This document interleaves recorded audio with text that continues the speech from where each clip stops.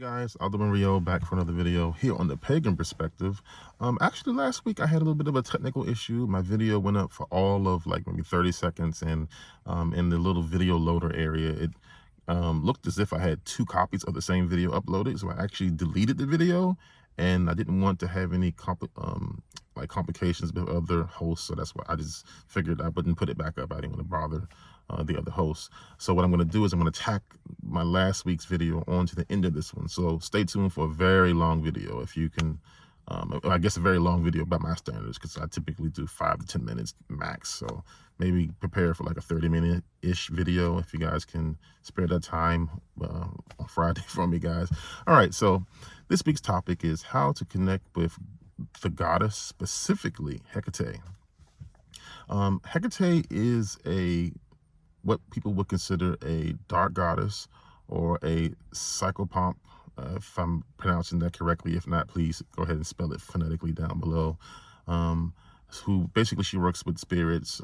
She's very similar to Anubis as well. And if you stay tuned for my second video, they actually are my patron and matron deities. Those are my deities, and even my third patron deity is another deity that works very closely with the dead and spirits. And one of the reasons why I connect with the dark spirits so much is because, obviously I'm African American, and in America and around the world, dark skin is seen as something that's bad. Dark skin is seen as something that's evil.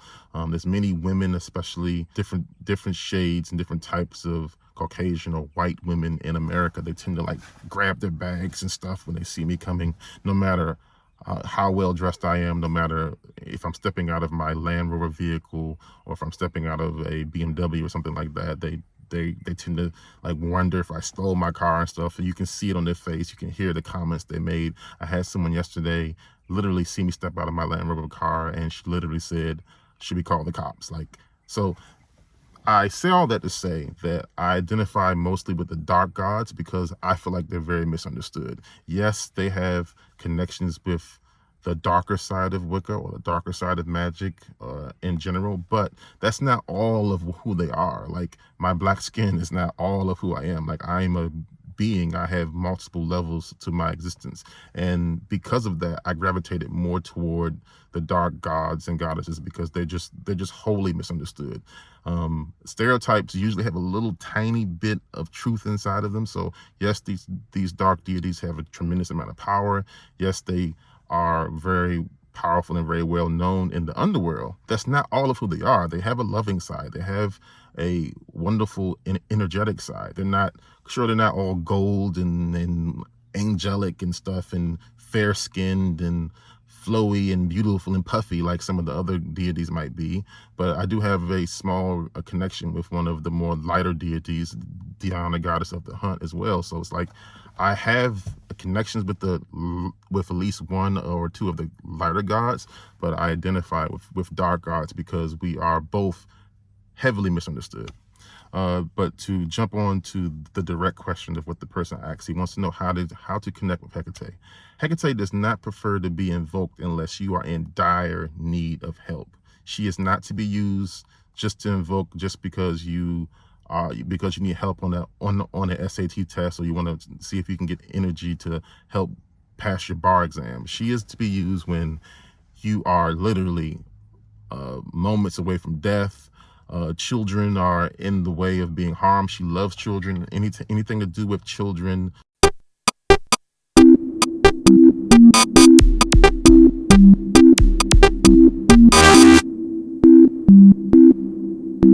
Being harmed, anything with someone doing a very wrong thing to you that involves children or involves yourself, she can be invoked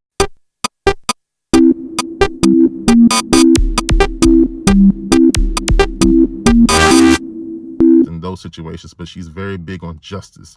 In fact, she has a very strong connection with some deities of justice, as well as Anubis, which is one of the reasons why they are both my patron and matron deities. Anubis is someone who actually judges people in the afterlife. You've seen you may have seen some of the hieroglyphics of the heart and the feather and things of that nature. So they have a real strong sense of justice. One of the reasons why they're part of the afterlife and in the underworld is because you have to be judged by them. You have to be punished through many of the realms that you'll see Hecate go through. So again, they are very powerful deities. Again, wholly misunderstood, but I digress back into how to connect with Hecate. Anything that is Calabrian food, she loves Calabrian food. If you can get the most expensive that you can reasonably afford, Hecate does not want you to spend all of your money to, to give her an offering. But if you're going to invoke her, I would highly encourage you guys to make sure you have an offering that's worth her time. And like I said, offerings that are worth her time are offerings that are generally expensive to you, that you can reasonably afford. No one's saying go out there and spend your entire rent on a bottle of wine. But if you normally buy $10 bottles of wine, spring and get the $20, $30, $40, $50 bottle of wine, because she appreciates that extra energy that you had to expend to please her when she shows up. She loves fashion items, believe it or not. So you may have seen in my in a lot of my videos, I have a lot of bags and things around. That is because those are offerings to her. She loves fine bags. So fine bags, fine heels, again, the most expensive that you can reasonably afford. She loves those. It's my opinion that she uses those in social functions and things. So if you can afford, again, if you normally buy $100 pair of shoes, spring and see if you get the $150 to $200, maybe $300 shoe or more expensive. The more reasonably you can afford it, the better. And she does appreciate that as a offering.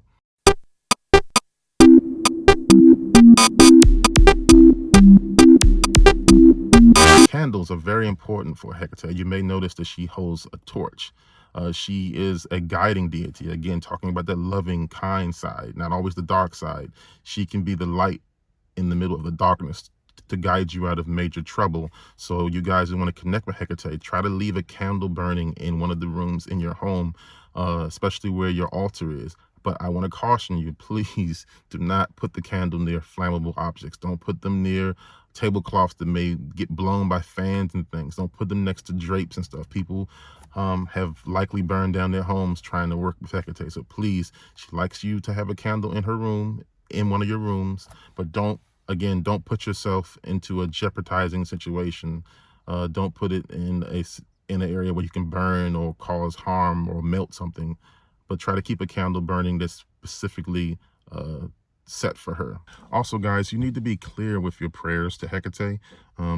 She is a goddess with very little, I would say, very little patience in a way. One of my favorite podcasts actually described her as a very bitchy kind of, and I hate to say that because she is my matron deity, but I'm just describing her as some have said. She's very strong-willed, very confident woman, very authoritative, and she should be, because as far as I'm concerned, she is the triple goddess, right? If you look at some of her statues and things, she has 3 heads. She is literally the goddess that goes through several changes physically, and her powers change physically. So she deserves this title. So come with respect. When you speak with her, be clear, be direct. Don't waste her time with like long, lavish, beautiful words. She doesn't have time for that. She's busy. A lot of times these gods and goddesses will split a part of themselves to go meet with you. So if she's in battle somewhere and she hears your prayers, she'll come to you. But again, don't waste her time. Don't waste her life forces. Have that libation that is relatively expensive ready for her. Have your words ready. Make it quick, make it concise, so that way she can work with you and get it over and make it pretty quickly. She is someone to be treated almost as if she was a judge or a queen, because as far as I'm concerned, she is the queen of the witches. She does have that title online. If you look hard enough, she's the queen of the witches. She is the triple goddess, in my opinion. So treat her as such. I think that's about all I have to say about connecting with Hecate. Just remember, she's strong-willed. She's only to be used in some of the most dire needs. She has a strong love for children and dogs, by the way. So, small trinkets and things of that nature would kind of probably be something that she would appreciate. But again, only use her if you are in dire needs. If you want to have a connection with her, if you want to pursue her on being your matron deity, I would suggest just periodically giving her gifts and things here and there. Anything that is Calabrian and style. Anything that's considered expensive, but again, reasonably for you. Don't stress yourself trying to get something like expensive chocolates or things like that. If you can afford it, get the expensive chocolates. But again, try to get something that's a little bit more expensive than what you would purchase for yourself, because again, she appreciates that. That's everything, guys. I mean, if you have any questions, I would love to see them down below. If you work with Hecate, go ahead and post down below your particular methods of reaching out to her, your experiences, put those down below. If you want to do a video response, just letting us know how you've worked with her, go right ahead. I would love to hear those. And I am actually going to be launching a new style of video on my personal channel where I basically call it gaming with a pagan. So you're going to see me in games like Skyrim, you're going to see me in games like Grand Theft Auto, where I basically attack certain basic to advanced pagan based questions. And it's just, you know, for us to have a good time together. I'm going to be launching a Discord server so we can kind of communicate and you can throw questions directly my way for my personal channel. And I'm very excited to see you all in there. I'm going to have some exclusive content on certain Discord channels for Patreon members, which is not even going to be something expensive. It's like $2 a month or something, but it's going to give you a little bit extra quality and things you can't really see on YouTube, because YouTube is very weird now. You can't post but so much things on YouTube. So if you really want to see like extended content that will probably get my channel banned, I can put that on Patreon for you guys. I will be posting videos on my personal channel from this point forth every single Friday. So I know you guys have been hungry for content from me, and I'm going to take care of that for you. So starting today, there'll be a new video up there. I think that game will be Grand Theft Auto, and I'm working on some really cool Skyrim stuff, so we can just hang out and talk and have fun. But you guys have heard me enough. Stay tuned for my next video, because it's going to be tacked right onto this video. As I mentioned earlier at the start of this video, I had a problem last week. So if you want to see me talk about Anubis, if you want to see me talk about Hecate and Papa Legba, stay tuned at the end of this video so you can catch that video as well. So thanks so much for spending your Friday with me. I'll see you guys here, actually, I believe the second week of next month, because I would think next week is subs week. So see you guys in a while. Thanks so much. Blessed be.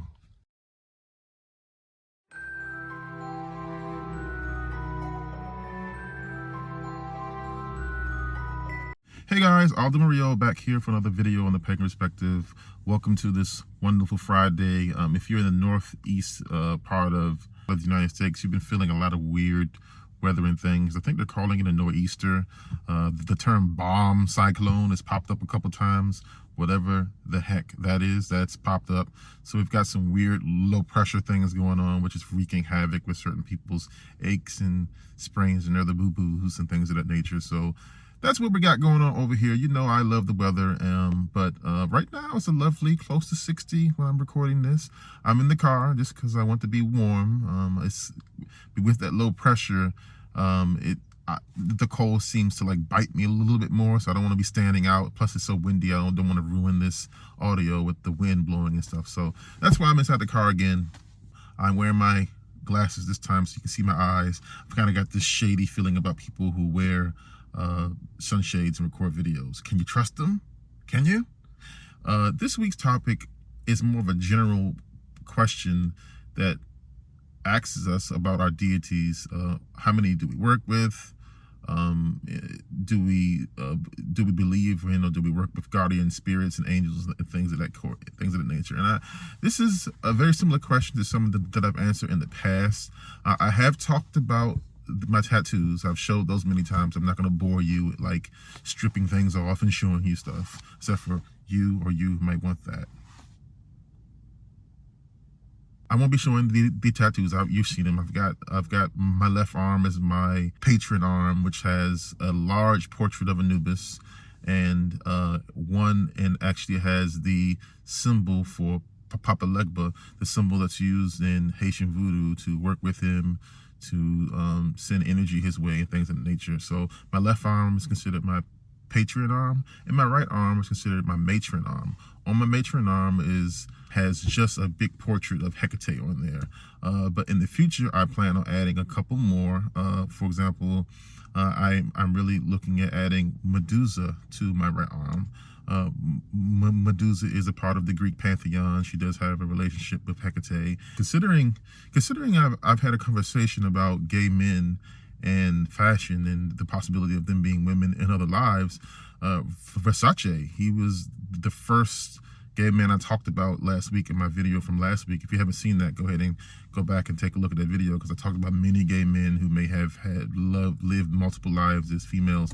But Versace, their sigil, their crest, their brand identity is around, it shows the head of Medusa. So that's a really big pagan thing. Like, I don't know if enough pagans give the Versace brand enough credit. Versace is proudly displaying their love for Medusa everywhere they can. It's everywhere. I mean, you can even get Versace with the Medusa head on it. You can get that as your tile floor. And I'm talking about luxurious, out of this world money, but it looks good. And that's the thing. They use high quality materials. And a quick note before I forget, I want to tell you guys that Versace was acquired a while ago by the people over at Michael Kors. So so they actually fall under the family of Michael Kors as well, which is funny because on the list that I had, I want to say Michael Kors came up as number 16. He should have been a little bit higher up. A lot of people don't give Michael Kors enough value, just because you can walk into a Michael Kors store in your local mall and buy a bag for $200. For some people, that's a lot of money. Whereas other luxury brands such as Versace in the past and even currently, some of these bags cost $2,000, or a dress may cost $5,000, things of that nature. So anyway, I digress. Back to the question. My matron arm has Hecate on there. Like I said, I want to have Medusa placed on there. I want to have Diana placed on there. I do have a working relationship with Diana, the goddess of the hunt, so I definitely want to have her there. I may have Isis put on there in the future. I'm still working toward adding her, to seeing if I can have any more of a more solid relationship with Isis. I may get a Persephone one, actually. That's something very interesting. If you guys know, in Greek mythology, there is a whole story about Persephone. What some of you may not know is that Hecate was actually there to comfort Persephone when she was in the underworld. So if you notice, a lot of my matron spirit work is kind of tied through Hecate. Then also you might be wondering, why have I married Hecate and Anubis? Well, if you do enough research and if you do enough digging, you'll know that Anubis isn't even his name. That's actually his Greek name. There's a lot of Greek and Egyptian overflow. They kind of flow into each other multiple times. I mean, there's even Queen Cleopatra that is more of a Greek descent than she is Egyptian, and she ruled Egypt 4 times. So there's a lot of going back and forth and things. And because of that, it is my opinion and the opinion of some people, if you look hard enough, that Anubis and Hecate work well together and have a relationship together. So that is the reason why they are my patron and matron deities. Not to say that you have to have them be able to have a union like that, but I prefer it that way. I prefer to have them where they've worked together before. In my opinion, and with my spiritual path and with my team, I believe they work quite well together. Papa Legba, now that is completely stemming from my lineage. I obviously have quite a bit of African American blood in me, and when I traced the blood, I found that it connects directly with Benin. And one thing led to another. I reached out and got a response from Papa Legba, and I have a very well working relationship with Papa Legba, so he is on my team as one of my patron deities. As far as any other male patron deities, I have been giving close thought to adding one more tattoo and seeking more of a relationship with Dumbala. And for those of you who don't know Dumbala, one of the most classic ways to remember who Dumbala is if you look at their classic Child's Play, they actually put in a evocation of Dumbala in that movie as the serial killer Charles V. Ray was attempting to put his spirit into the doll. He actually called Dumbala to do it. They didn't even cut any cards. Like, that literally is a evocation of the Dumbala. So for the people who are faint at heart and aren't into invoking things into their home or be careful about playing that movie, because that literally does draw him into the room, and he can get a little crabby because he's been called so many times. So just for fair warning, for those of you who are tuned in and you have the vision to see on the other side, or you have the ability to perceive what's going on when things are called into the room, just to let you know, be very careful. Use headphones or something if you don't want them just popping up and being kind of irritated, because a lot of times, when you make these calls, when you reach out to these people, these deities, you need to have some kind of libation for them. And when you don't have libations, they get incredibly disturbed. They need that energy. I mean, you don't know what they were doing. They could have been healing someone. They could have been in a battle. They could have been at war, and you just yanking them straight into your facility at that time looks a little crazy, and it can exhaust their reserves.